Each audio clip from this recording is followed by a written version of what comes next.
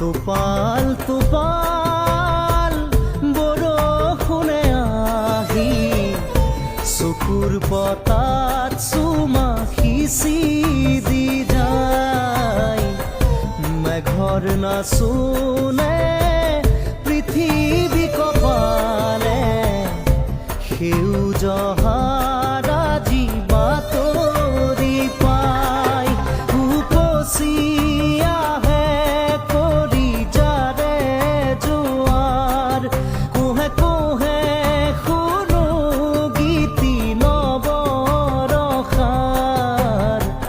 টোপাল টোপাল বৰষুণে আহি চকুৰ পতাত চুমা সিঁচি দি